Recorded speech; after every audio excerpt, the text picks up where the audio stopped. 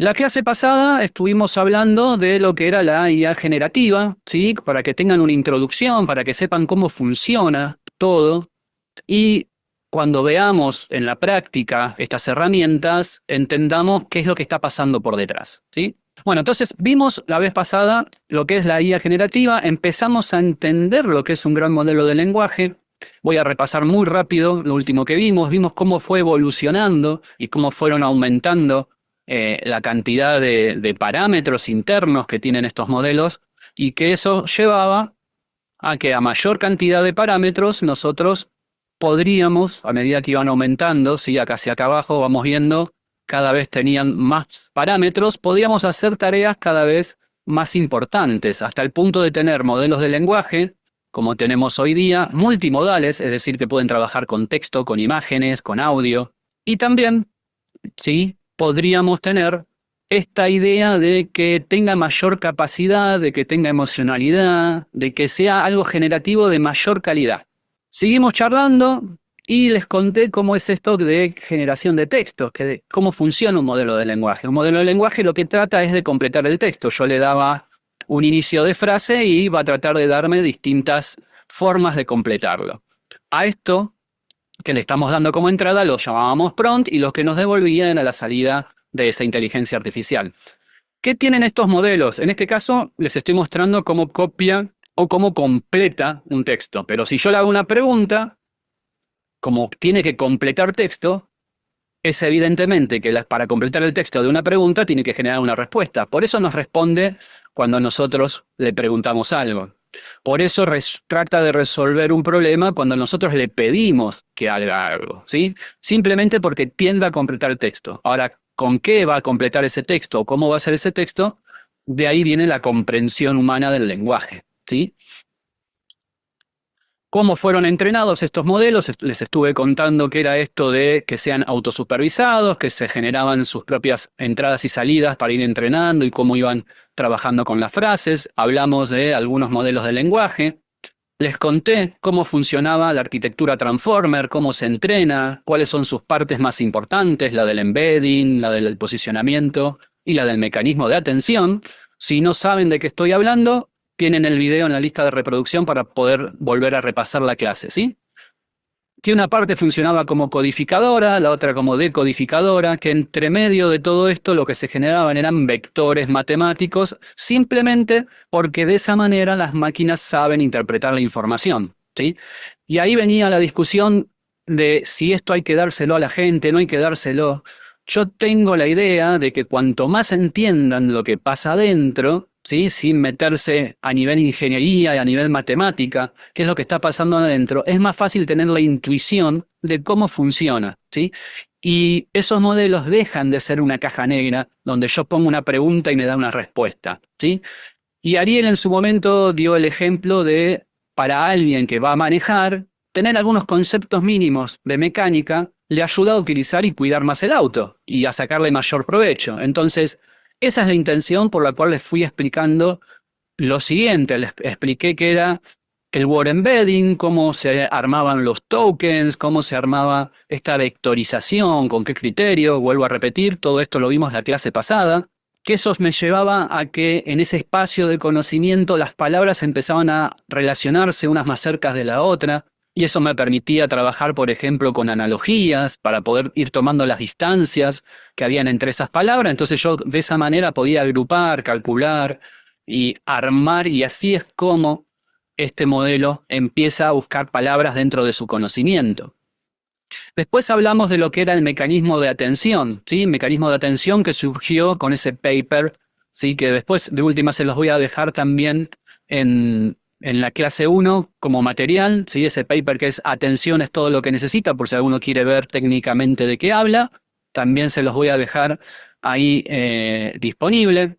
Seguimos avanzando viendo qué era esto del mecanismo de atención, de cómo se podía trabajar, y les conté que eso ayudaba a que la red no se pierda y no tenga la necesidad de almacenar un gran contexto, porque eso le ocupaba mucho lugar en memoria, porque estos modelos del lenguaje al principio tenían estos problemas, se olvidaban del principio y solo recordaban lo último. Y ahí nos quedamos, ¿sí? Y terminamos la clase pasada, donde yo les iba a explicar, ahora que ya sabían cómo funcionaba internamente, o al menos tenían la intuición de cómo es que funcionaba, podían entender cómo trabajar con estos modelos. Entonces, ¿cómo funciona internamente o qué es lo que va pasando dentro de estos modelos del lenguaje como los GPT? Es un modelo generativo que lo que intenta hacer es generar cuál es la próxima palabra dado un contexto. ¿Basado en qué? En probabilidades. ¿Sí? Probabilidades que las va a ir calculando tratando de descubrir cuáles son las características. ¿Para qué? Para que se acerque y se asemeje a la forma en la que hablamos nosotros. ¿Sí? Entonces va a tener que tener un sentido esa palabra que va poniendo a medida que va completando la frase. Y va a tener que tener sentido si lo que estás haciendo es completar una frase o dando una respuesta, ¿sí? O haciendo una actividad que yo le estoy pidiendo que haga. Les decía que funcionaba como si fuese un autocompletar del celular, nada más que un poco más robusto, más sofisticado. Y para poder trabajar en eso, vimos que teníamos esta etapa de embedding, que es cuando el GPT tokeniza, convierte en vectores cada una de las palabras, en vectores numéricos. ¿Por qué? Porque es la forma que tiene para poder ir calculando. Entonces lo que hace internamente es tratar de encontrar esos patrones entre la relación que existen en las palabras, las que están más cerca, las que están más relacionadas con esos conceptos, ¿sí? Y luego empieza a calcular esos tokens cuando los arma. ¿Para qué? Para que todo eso vaya a esa nube de conocimiento interna, a esa nube de embeddings que se genera, que es ese espacio entre medio que yo les decía, que entre todos los parámetros se iba codificando la información, ¿sí? Cuando un modelo aprende, todo eso queda guardado dentro de los parámetros. Ahora, ¿por qué a veces parece que me responde bien, ¿sí? Pero tenemos problemas de que inventa cosas o que las alucina, ¿sí? ¿Por qué pasa eso? No sé si alguno estuvo usando ChatGPT en algún momento, alguno de estos modelos u otro similar, Copilot, Cloud Anthropic. Los leo por el chat. ¿Alguno probó, les pasó esto, que les inventó algo? ¿Les respondió algo simplemente por querer responder? Sí, ¿no? Jorge dice que sí, Alma también. A veces se pasa, perfecto. Sí, hace tiempo inventaba números, es verdad, fallaba mucho en matemática, las primeras versiones, es verdad. Sí, entonces, ¿por qué pasaba eso? Bueno, simplemente cuando nosotros le estamos dando un dato, que le estamos dando una instrucción, ¿sí? Eso llega al modelo. El modelo internamente tenía todos esos pasos que yo les mostré en el esquema. Lo primero que hace es pasar por el embedding. ¿Qué hacía el embedding? Convertía esos textos, los convertía en vectores, ¿sí? Una vez que termina de hacer eso y que ya tiene la información codificada, después tiene también los datos de en qué posición estaba cada palabra dentro de la frase, lo que va a hacer es a tratar de comprender, ¿sí? Qué es lo que le estamos pidiendo, entender cuál es la intención que tiene eso que le estamos pidiendo, ¿sí? Una vez que hace eso, lo que va a suceder es que por los mecanismos de atención va a encontrar cuáles son los términos principales, las palabras más importantes a dónde se tiene que enfocar. Con esos términos principales empieza a buscar dentro de su nube de conocimiento, dentro de esa nube de embeddings que tiene guardada en sus parámetros, las que más se asocian, las que más están relacionadas, las que más tiene cerca. ¿Sí? ¿Se acuerdan que yo les dije que las palabras que tienen características similares terminan agrupándose? Bueno, eso es lo que está haciendo el modelo por dentro. Empieza a buscar todas esas palabras, con eso empieza a calcular las probabilidades de cuál puede ser la próxima palabra, que sirve y que tiene sentido en el contexto de lo que le estamos pidiendo, y me va a ir generando la respuesta. Una vez que genera esa respuesta, la va a pasar por un sistema interno que tiene y que aprendió a hacerlo, de sintaxis y gramática, para ver que esa frase cumpla esa forma que tenemos los humanos de escribir, ¿sí? Por eso, a veces, inventa cosas que no son verdad simplemente porque estuvo buscando dentro de su conocimiento y tiene sentido, y le aplica estas reglas de sintaxis, estas reglas de gramática, que parecen verosímiles las cosas que nos están diciendo, pero no son verdad, se las inventó. ¿Sí? Entonces, por esto hay que tener cuidado porque los modelos generadores de texto suelen o pueden tener estas alucinaciones. ¿Sí?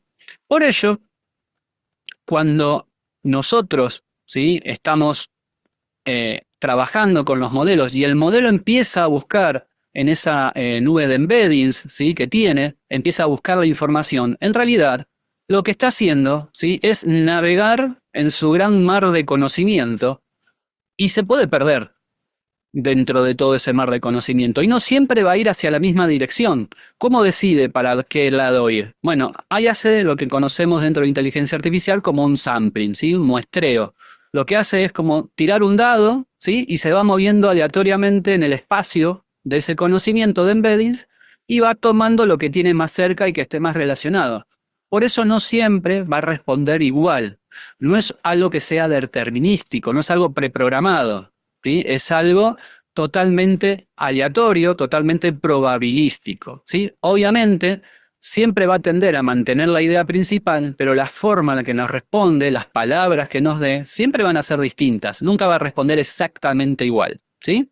Entonces, por eso es tan importante que nosotros, cuando escribamos el prompt, cuando hagamos esto de pedirle cosas a la inteligencia artificial, lo hagamos teniendo conciencia de que tenemos que achicar, tenemos que darle contexto, tenemos que mostrarle el cómo ir navegando, ¿sí? Si nosotros le achicamos ese mar y en vez que esté en un mar, esté en una pileta, en una pelopincho, quizás, ¿sí? Eso nos va a permitir que sea mucho más conciso y que sea más asertivo a lo que nosotros queremos preguntarle y queremos que nos responda, ¿sí? Entonces, es importante armar buenos prompts para que no se pierda en ese mar de conocimiento que tiene de los embeddings, ¿sí? Y vaya más direccionado hacia nosotros, donde nosotros queremos.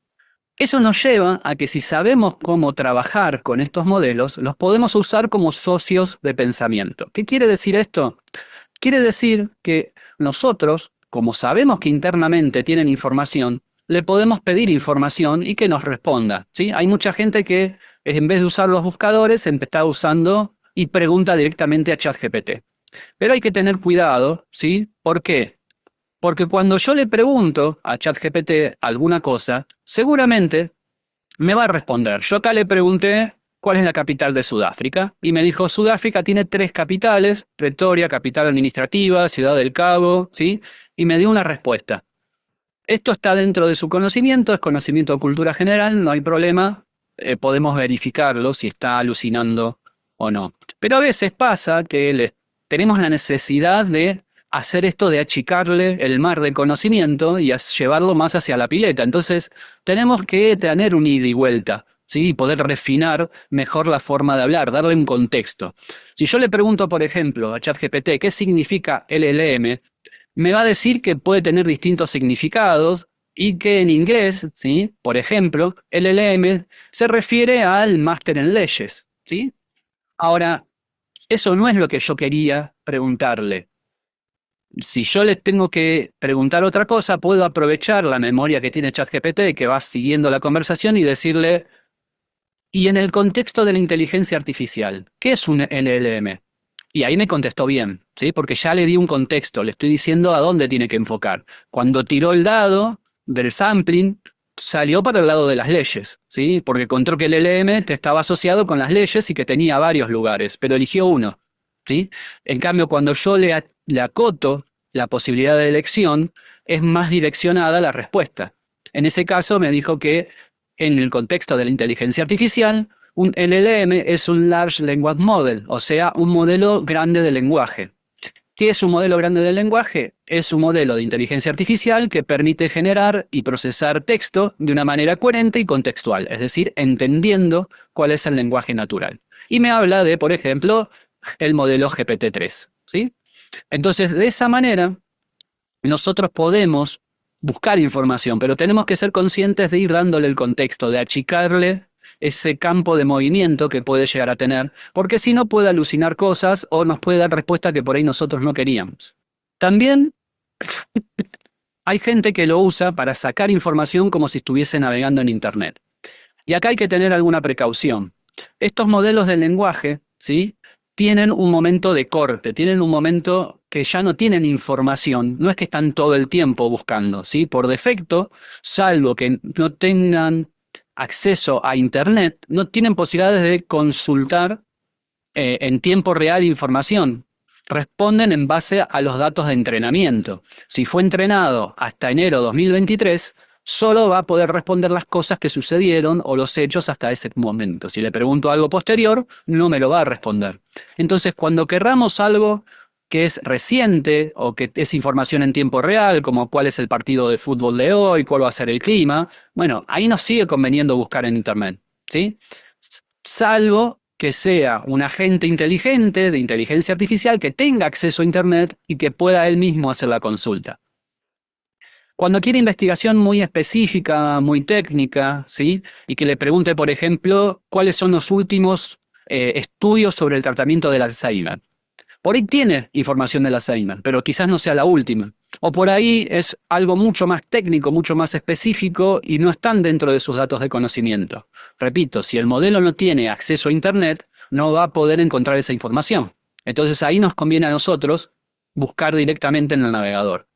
Y cuando queremos iterar en algún sitio oficial o en algún lugar donde tenemos información que todo el tiempo está cambiando, ¿sí? La página de seguridad social o algún lugar gubernamental, por ejemplo, ahí nos conviene ir directamente al sitio. Sacar la documentación directa, porque es muy probable que el modelo no lo tenga, ¿sí? Y repito, a no ser que tenga acceso a Internet, por el mismo de ir a buscar información, no lo vamos a poder resolver. En cambio, los modelos de lenguaje, ¿cuándo lo vamos a poder usar bien y sin miedo a que pase algo malo o que no nos puedan dar respuesta? Cuando queramos alguna explicación, algún resumen, ¿sí? Le podemos decir, por ejemplo, explícame la teoría de la relatividad, ¿sí? Que es algo genérico, cultura general, que nos va a poder responder. O cuando queramos asistencia para generar información, ¿sí? Para que me corrija la gramática de algún texto, para generar nuevas ideas porque estoy medio bloqueado y no sé cómo implementarlo y necesito creatividad. Bueno, puedo aprovecharme de estos modelos de lenguaje. Por ejemplo, ayudarme a escribir una carta de recomendación. O cuando necesito información contextual, información teórica, ¿sí? Como por ejemplo, contame qué sabes de la Revolución Francesa. Por ahí no me cuente toda la historia de la Revolución Francesa, pero sí me dé unos cuantos párrafos que me ayuden a entender qué fue lo que estaba pasando hasta ese momento.